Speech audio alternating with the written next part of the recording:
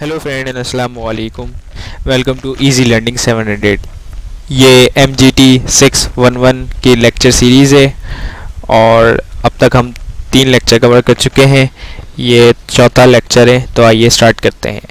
इस लेक्चर के अंदर हम कॉन्ट्रैक्ट एक्ट 1872 और स्कोप एंड सिग्निफिकेंस पढ़ेंगे। कॉन्ट्रैक्ट एक्ट की बेसिक कॉन्सेप्ट यानी कि मतलब लॉ को, कोई भी लॉ का बेसिक कॉन्सेप्ट, या फिर ये कह सकते हैं कि कॉन्ट्रैक्ट एक्ट का बेसिक कॉन्सेप्ट क्या है। मोरल लॉ, जनरल इन्फोर्सिबिलिटी, यानी मतलब मोरल अखलाकियात हैं, और जनरल इन्फोर्सिबिलिटी का मतलब ये कि आम लोगों पे अप्लाई होता है। International law, standard means of compulsion, मतलब क्या, ऐसी बात है, एक आलमी कानून है ये, यानी मतलब कॉन्ट्रैक्ट एक्ट जो है वो मुल्क से बाहर भी अप्लाई हो जाता है। अभी हम पढ़ेंगे कैसे होता है, लेकिन ये कि हो जाता है। सिविल लॉ है, ऐसी बात है, क्रिमिनल केसेस डील नहीं करता, इसे सिविल है। राइट्स एंड ऑब्लिगेशंस है, सिविल है। सोर्स क्या है, लेजिस्लेशन यानी पार्लियामेंट है, प्रेसिडेंट है, और कस्टम है। ये पिछली वीडियोस में भी हम डिस्कस कर चुके हैं, और इस वीडियो में भी मैं बता देता हूँ क्विकली कि लेजिस्लेशन मतलब पार्लियामेंट है, प्रेसिडेंट मतलब पार्लियामेंट ने जो लॉ बनाया उसको इम्प्लीमेंट किया हाई कोर्ट, सुप्रीम कोर्ट ने, तो उस यानी मतलब उसकी जो इम्प्लीकेशंस है लॉ की वो प्रेसिडेंट है, और कस्टम जो है वो तो जो ट्रेडिशनल चलता हुआ आ रहा है वो है। अब है contract scope and it's kind, यानी कि कॉन्ट्रैक्ट कितने किस्म के होते हैं। The law related to a contract act in Pakistan is governed by contract act 1872, यानी मतलब जो पाकिस्तान के अंदर कॉन्ट्रैक्ट एक्ट है वो 1872 में बना था, और it extend to the whole Pakistan and it's come in force on 1 September, यानी कि थोड़ी सी हिस्ट्री की बात हो रही है यहाँ पे कि ये जो है वो पूरे पाकिस्तान को कवर करता है, मतलब पाकिस्तान की जितने भी प्रोविंसेस हैं उन सब पे एप्लीकेबल है, और ये इन फोर्स जो हुआ था 1 सितंबर 1984 में। All the at the time of promulgation this act comprised of 266 article, जब ये यानी आया था तो इसके 266 सेक्शंस, सॉरी आर्टिकल कह गया, सेक्शंस थे। और original scheme of the act, यानी मतलब जब ये आया था तो इसके अंदर जो डिवीजन थी, यानी कि मतलब कौन सा, यानी कि मतलब general principle of all kinds of contract, यानी मतलब जो आम कॉन्ट्रैक्ट के जनरल प्रिंसिपल हैं वो सेक्शन 1 से लेकर 175 तक थे, और सेक्शन 76 से लेकर 123 तक related to the contract of sale of goods, और stand replace and introduction of new laws and sale of act, यानी कि मतलब इसको रिप्लेस कर दिया गया। ये जो यानी कि सेल ऑफ गुड एक्ट भी इसमें शामिल था, लेकिन बाद में सेल ऑफ गुड एक्ट को इससे यानी कि हटा दिया गया, और इसका सेल ऑफ गुड एक्ट का अलग से एक पूरा लॉ बना दिया गया, कानून बना दिया गया, वो 1933 के अंदर, जो हम सेल ऑफ गुड एक्ट से हम जानते हैं। और contract of indemnity and guarantee, ये हम कॉन्ट्रैक्ट एक्ट में पढ़ेंगे, डिटेल से पढ़ेंगे आगे चल के, और ये है 124 से लेकर 143 सेक्शंस तक इसमें कवर किया है। कॉन्ट्रैक्ट ऑफ बेलमेंट प्ले, ये भी हम आगे चल के पढ़ेंगे, और इसके जो आर्टिकल्स हैं या सेक्शंस हैं, आर्टिकल कह रहा हूँ बार बार मैं, सेक्शंस जो हैं इसके 148 से लेकर 181 तक। और original scheme of the act, यानी कि मतलब इसमें कॉन्ट्रैक्ट ऑफ एजेंसी है, और उसके सेक्शंस है 182 से लेकर 238 तक, और सेक्शंस 239 से लेकर 266 were related to the contract of partnership, the stand replicate by the introduction of a new laws partnership, यानी मतलब 239 से लेकर 266 थे इसके अंदर पार्टनरशिप कॉन्ट्रैक्ट, यानी कि जो पार्टनरशिप कॉन्ट्रैक्ट के अंदर जो लॉज होते हैं, लेकिन बाद में पार्टनरशिप एक्ट बना दिया गया, इस यानी कि मतलब इसमें से निकाल दिया गया, और पार्टनरशिप एक्ट बाकायदा सेपरेटली बना दिया गया 32 का। अब law applicable where the party belongs to the different country, वो जो मैंने शुरू में बात की थी कि लॉ हो सकता है एप्लीकेबल, यानी कि ये जो कॉन्ट्रैक्ट एक्ट है इसकी लेकिन कुछ शराइत नहीं था, ऐसी बात है, ऐसा नहीं है कि शराइत नहीं होगी। Where a contract is enter into the one country and it is perform into the another country, यानी कि मतलब एक कंट्री के अंदर ये इंटर, जैसे एक पार्टी है वो एक कंट्री के अंदर इंटर हुई, लेकिन परफॉर्म दूसरी कंट्री के अंदर होना है। इसकी पहली क्या है, first presumption is that the law of the country where the contract is made and shall be apply, यानी मतलब जहाँ ये लॉ बना, यानी कि मतलब पहली ये कॉन्ट्रैक्ट जहाँ बना वहाँ पे ये बन गया, कॉन्ट्रैक्ट जैसे हम पाकिस्तान में बना रहे हैं, और शैल बी एप्लीकेबल टू यानी कि मतलब वहाँ पे भी एप्लीकेबल हो जहाँ पे इसको इन्फोर्स करवाना है। और second presumption is that the law of country where the perform is to be taken place where shall be applied, यानी मतलब क्या जहाँ पे बना वहाँ पे भी अप्लाई हो, वहाँ पे भी एक यानी कि एप्लीकेबल हो, और जहाँ पे यानी कि परफॉर्मेंस करनी है वहाँ पे भी एप्लीकेबल हो, तो ये होगा अगर कॉन्ट्रैक्ट डिफरेंट कंट्रीज यानी मतलब एक में बना और दूसरे के अंदर अप्लाई हो रहा है, ये देखना पड़ेगा हमें। इसकी दो शराइत हैं। अब law applicable where the different law are enforce in different provinces, यानी कि मतलब क्या जैसे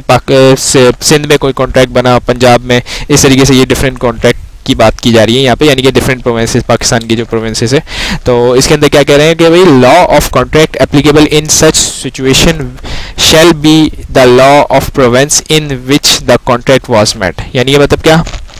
law of contract is applicable, यानी एप्लीकेबल है इन सच सिचुएशन, ये एक जो सच सिचुएशन यानी वो कंडीशंस या वो सिचुएशंस होंगे, shall be the law of province यानी province in which the contract is made, यानी मतलब उस सिचुएशंस यानी मतलब वहाँ पे एप्लीकेबल होगा। अगर वहाँ पे लॉ ऑफ प्रोविंस को हम देखेंगे कि वहाँ पे लॉ ऑफ प्रोविंस क्या है कॉन्ट्रैक्ट के लिहाज से। अब law apply regarding the Hindu joint family,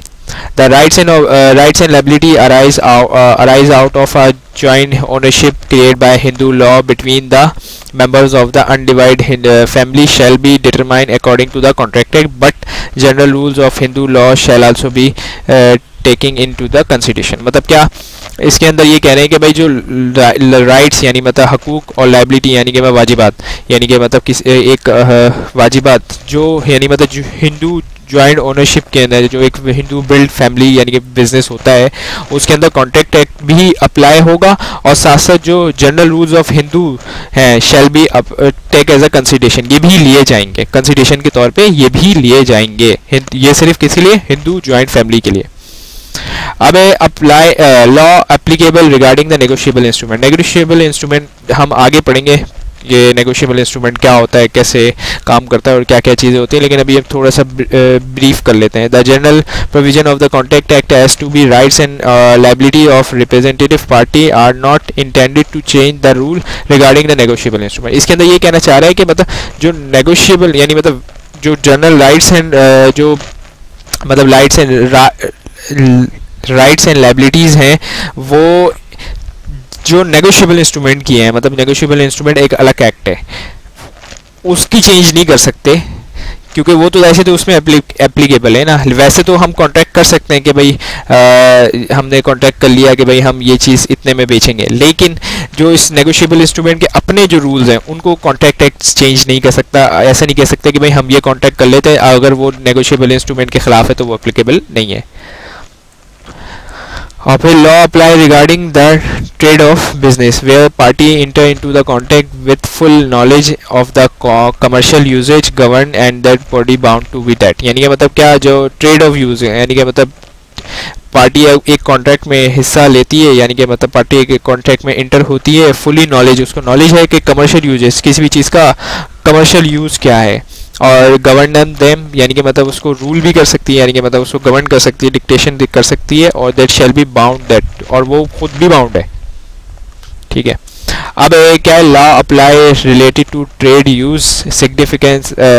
significance features of merchandisal use are given below, must be in universal यानी मतलब ये यूनिवर्सली होनी चाहिए, precise, certain, uniform in apply into the particular trade and business and must be fair and reasonable and equitable। मतलब क्या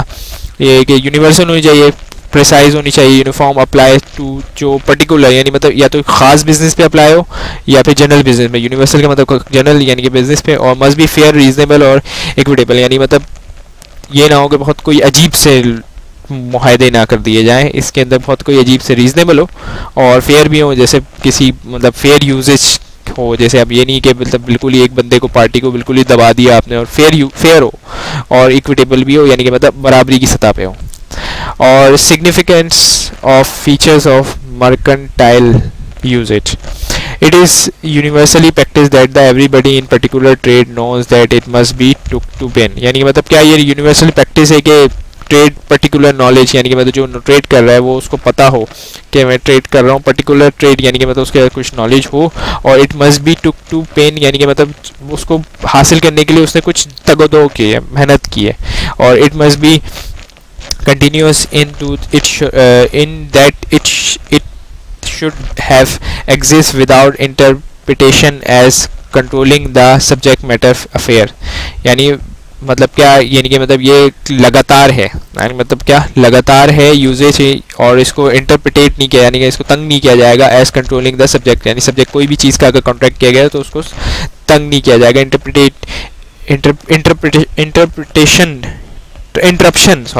interruption नहीं की जाएगी उसको, यानी मतलब जो सब्जेक्ट ऑफ मैटर है उसको कोई चेंजेस नहीं की जाएगी। सब्जेक्ट ऑफ मैटर हम थोड़ा सा आगे डिस्कस करेंगे कि इसमें क्या है, और फिर इसके बाद कि इट मस्ट बी नॉट